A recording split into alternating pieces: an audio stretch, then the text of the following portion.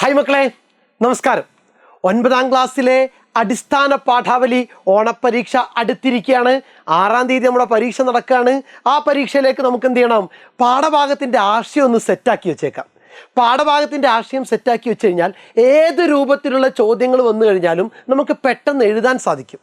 അതിനു വേണ്ടിയുള്ള ചെറിയ ഷോർട്ട് വീഡിയോ, 10 മിനിറ്റിൽ കൂടുതൽ ദൈർഘ്യം ഒരിക്കലും വരാത്ത രീതിയിലുള്ള ഒരു വീഡിയോ ആണ് മാഷ് ഉദ്ദേശിക്കുന്നത്. എല്ലാ കുട്ടികൾക്കും ഈ ക്ലാസ്സിലേക്ക് സുസ്വാഗതം. ഞാൻ ജയ്സൽ സാർ എജുപോർട്ടിനോടൊപ്പം. ഓക്കെ, മക്കൾ ചെയ്യേണ്ടത് ഈ വീഡിയോ കാണുന്ന സമയത്ത് ആ ലൈക്ക് ബട്ടൺ ഒന്ന് അമർത്തുക. സബ്സ്ക്രൈബ് ചെയ്യാത്തവരുണ്ടെങ്കിൽ സബ്സ്ക്രൈബ് ചെയ്യുക. മാക്സിമം സുഹൃത്തുക്കൾക്ക് എന്ത് ചെയ്യുക? ഷെയർ ചെയ്തേക്കുക. ഓക്കെ, സെറ്റല്ലേ? സെറ്റ്. ശാന്തി നികേതനം, ഇതായിരുന്നു നമ്മുടെ ആദ്യത്തെ ചാപ്റ്റർ. SK പൊറ്റക്കാടിൻ്റെ യാത്രാ വിവരണമായിരുന്നു ശാന്തി നികേതനം. പാഠസംഗ്രഹം നമുക്ക് നോക്കാം. പാഠസംഗ്രഹം ശ്രദ്ധിച്ചിരുന്ന പാഠം സെറ്റാണ്. ശാന്തി നികേതനത്തെയും ടാഗോറിനെയും അടുത്തറിയാനായി SK പൊറ്റക്കാട് നടത്തിയ യാത്രയുടെ വിവരണമാണ് ലേഖനം.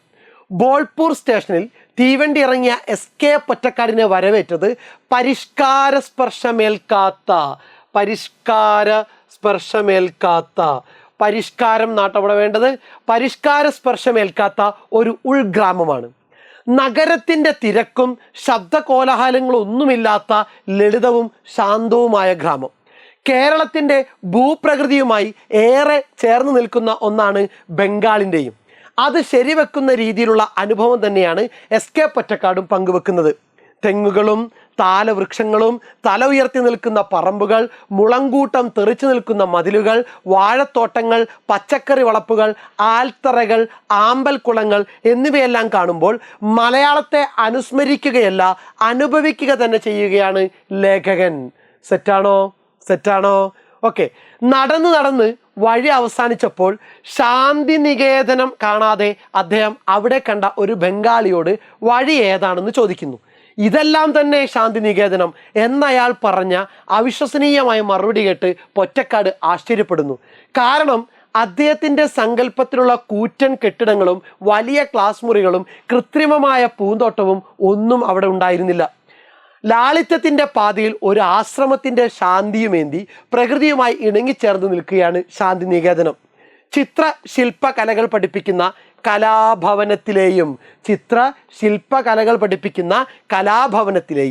സംഗീത നൃത്തങ്ങൾ പഠിപ്പിക്കുന്ന സംഗീത ഭവനത്തിലെയും കലാഭവനം, സംഗീത ഭവനം വിദ്യാർത്ഥികൾക്ക് സമഗ്രമായ കഴിവുകൾ കണ്ടെത്താനും സർഗാത്മകത വളർത്താനുമുള്ള പ്രചോദനം പ്രകൃതിയിൽ നിന്ന് തന്നെ ലഭിക്കുന്ന രീതിയിലുള്ള പഠന രീതികളാണ് ശാന്തി നികേതനം നൽകുന്നത്. സാമൂഹ്യ ചുറ്റുപാടുകളെ അറിയാനും പഠിക്കാനും സാമൂഹ്യ പ്രവർത്തനങ്ങൾ ചെയ്യാനും ടാഗോറിൻ്റെ മഹത്തായ ആശയങ്ങൾക്കനുസരിച്ച് രൂപം നൽകിയ ശ്രീനികേതനം കൂടിയാകുമ്പോൾ ശാന്തി നികേതനം എല്ലാ അർത്ഥത്തിലും അർത്ഥപൂർണമാകുന്നു. സെറ്റാണോ? അപ്പോൾ കലാഭവനം കലകൾ പഠിപ്പിക്കുന്നതായിരുന്നു, സംഗീത നൃത്തങ്ങൾ പഠിപ്പിക്കുന്ന സംഗീത ഭവനം. അടുത്ത എന്താ പറയുന്നത്? സാമൂഹ്യ ചുറ്റുപാടുകളെ അറിയാനും സാമൂഹ്യ പ്രവർത്തനങ്ങൾ ചെയ്യാനും ടാഗോറിൻ്റെ മഹത്തായ ആശയങ്ങൾക്കനുസരിച്ച് രൂപം നൽകിയ ശ്രീനികേതനം കൂടിയാകുമ്പോൾ. അപ്പോൾ ഈ 3 ശാന്തി നികേതനത്തിനകത്തുള്ള 3 ഡിപ്പാർട്ട്മെൻറ്റുകൾ കൂടി പറഞ്ഞുകൊണ്ടാണ് നമ്മുടെ SK പൊറ്റക്കാടിൻ്റെ യാത്രാ വിവരണം അവസാനിപ്പിക്കുന്നത്. സെറ്റല്ലേ? ചോദ്യം നോക്കുക. ബംഗാളിലെ കാഴ്ചകൾ സ്വന്തം നാടിനെ ഓർമ്മപ്പെടുത്തുന്നത് എങ്ങനെയാണെന്ന് കണ്ടെത്തുക. ബംഗാളിലെ കാഴ്ചകൾ സ്വന്തം നാടിനെ ഓർമ്മപ്പെടുത്തുന്നത് എങ്ങനെയാണെന്ന് കണ്ടെത്തുക. ബംഗാളിലെ ഗ്രാമങ്ങൾ കേരളത്തിലെ ഉൾനാടുകളോട് അത്ഭുതകരമായ സാമ്യം വഹിക്കുന്നുണ്ട്. അങ്ങിങ്ങായി തെങ്ങുകളും താലവൃക്ഷങ്ങളും, തല ഉയർത്തി നിൽക്കുന്ന പറമ്പുകൾ, മുളങ്കൂട്ടം തെറിച്ചു നിൽക്കുന്ന മതിലുകൾ, വാഴത്തോട്ടങ്ങൾ, പച്ചക്കറി വളപ്പുകൾ, ആൽത്തറകൾ, ആമ്പൽക്കുളങ്ങൾ ഇവയൊക്കെ ബംഗാളിലെ ഗ്രാമങ്ങളിലും കേരളത്തിലെ പോലെ തന്നെ കാണാൻ കഴിയും. പരന്ന നെൽപ്പാടങ്ങളുടെ കരയിൽ കാണുന്ന ആ പുല്ലുമേഞ്ഞ കർഷക കുടിലുകൾ മലയാളക്കരയിൽ നിന്ന് ഇറക്കുമതി ചെയ്തതാണോ എന്ന് തോന്നും. സെറ്റാണോ? ഒന്നുകൂടി നോക്കിക്കേ. ബംഗാളിലെ ഗ്രാമങ്ങൾ കേരളത്തിലെ ഉൾനാടുകളോട് അത്ഭുതകരമായ സാമ്യം വഹിക്കുന്നുണ്ട്.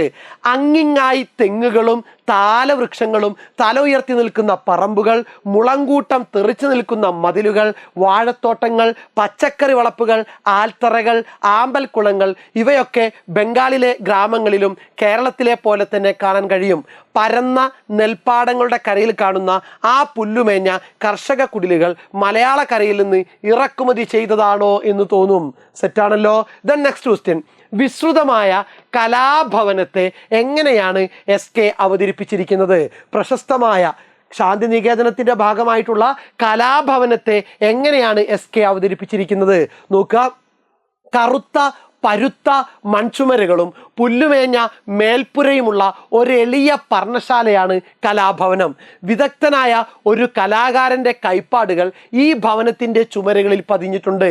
കറുത്ത പരുത്ത മൺചുമരുകളും പുല്ലുമേഞ്ഞ മേൽപ്പുരയുമുള്ള ഒരു എളിയ പർണശാലയാണ് കലാഭവനം. വിദഗ്ധനായ ഒരു കലാകാരൻ്റെ കൈപ്പാടുകൾ ഈ ഭവനത്തിൻ്റെ ചുമരുകളിൽ പതിഞ്ഞിട്ടുണ്ട്. 1922 തുടങ്ങിയ ഭവനത്തിൽ ചിത്രകലയിൽ പരിശീലനം നേടുന്ന വിദ്യാർത്ഥികൾക്ക് വേണ്ടുന്ന സാമഗ്രികൾ സജ്ജമാക്കിയ പ്രത്യേകം ഇരിപ്പിടങ്ങളുണ്ട്. പുരാതനവും നവീനവുമായ ഭാരതീയ ചിത്രകലകളുടെ മാതൃകകൾ കാണിക്കുവാൻ പ്രശസ്ത ചിത്രകാരന്മാരുടെ പ്രധാന ചിത്രങ്ങൾ ചുമരിൽ തൂക്കിയിട്ടിരിക്കുന്നു. ഇനിയോ, ഒരു പ്രത്യേക കലാപ്രദർശന മുറിയും ഇവിടെയുണ്ട്. ടാഗോർ വരച്ച ആദ്യകാല ചിത്രങ്ങളും അദ്ദേഹത്തിൻ്റെ കൈയക്ഷരത്തിലുള്ള ഇംഗ്ലീഷ് കവിതകളും പ്രദർശിപ്പിച്ചിട്ടുണ്ട്. നന്ദലാൽ ബോസിൻ്റെ ചിത്രങ്ങളും ടാഗോറിൻ്റെ ഗീതാഞ്ജലിയിലെ ബോസ് പകർത്തിയ സുപ്രസിദ്ധ വരികളും അവിടുത്തെ പ്രത്യേക ആകർഷണങ്ങളാണ്. കലാപരമായ ഗ്രന്ഥങ്ങൾ മാത്രമടങ്ങിയ ഒന്നാന്തരം ഗ്രന്ഥശാലയും ഇവിടെയുണ്ട്. ചിത്രകാരൻ്റെ ഭാവനയെ വികസിപ്പിക്കാൻ പര്യാപ്തമായ സ്വച്ഛതയും ശാന്തിയും പുണർന്നു കിടക്കുന്ന അന്തരീക്ഷമാണ് എവിടെ? നമ്മുടെ കലാഭവനത്തിലുള്ളത്. സെറ്റാണല്ലോ. ഈ ആശയം ഒന്ന് കൃത്യമായിട്ട് മനസ്സിലാക്കുക. ഈ 2 ചോദ്യങ്ങളും സെറ്റാക്കി വെച്ചേക്കുക. പാഠം സെറ്റാണ്. നമ്മൾ പൊളിക്കും.